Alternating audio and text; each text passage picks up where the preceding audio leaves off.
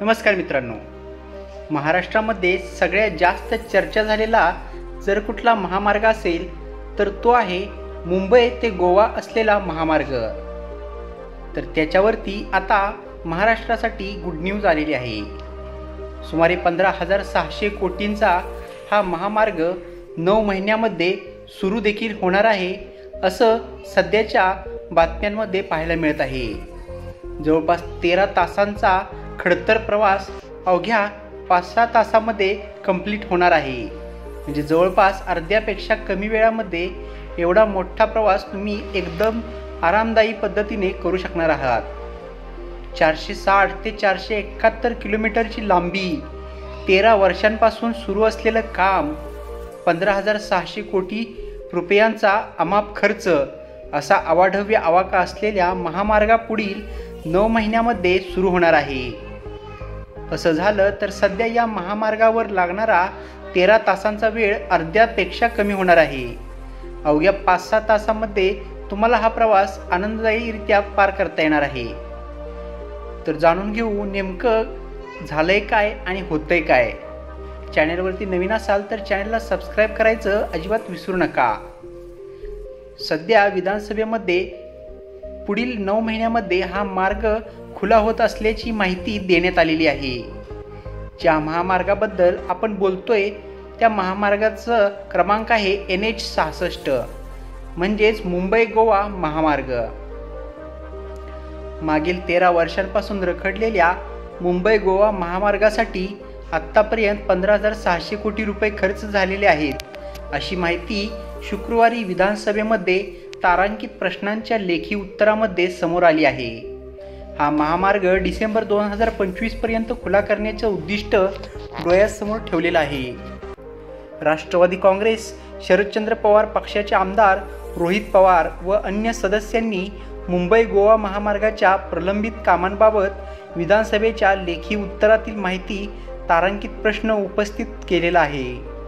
यावरील लेखी उत्तरामध्ये सार्वजनिक बांधकाम विभाग मंत्री शिवेंद्रराजे भोसले यांनी ही माहिती दिली।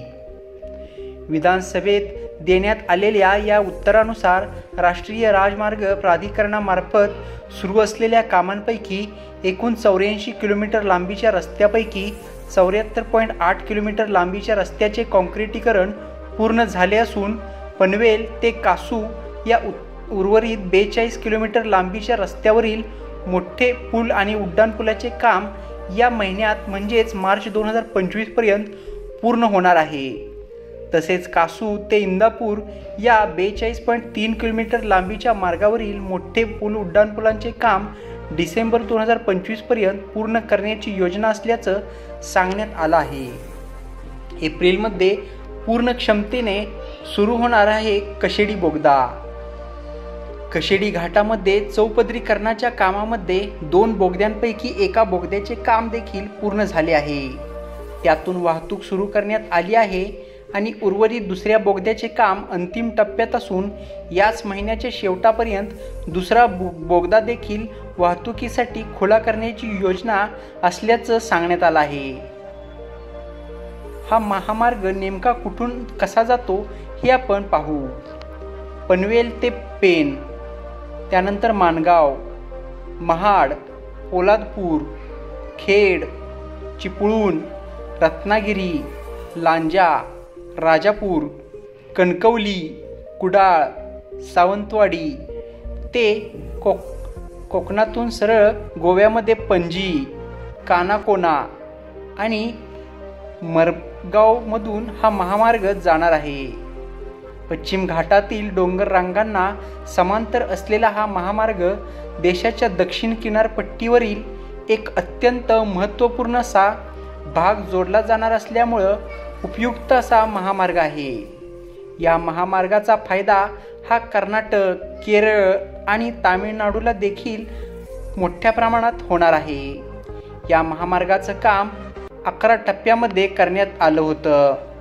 तर मित्रांनो, ही होती मुंबई गोवा महामार्गाबद्दलची लेटेस्ट अपडेट। तुम्हाला ही माहिती कशी वाटली हे कमेंट बॉक्समध्ये लिहा। सोबतच व्हिडिओ आवडला असेल तर व्हिडिओला लाईक करा, शेअर करा व आपल्या मराठी यूट्यूब चॅनलला सबस्क्राईब करायचं बिलकुल विसरू नका। लवकरच भेटू पुन्हा एकदा अशाच नवनवीन इंटरेस्टिंग आणि इन्फॉर्मेटिव्ह व्हिडिओसोबत.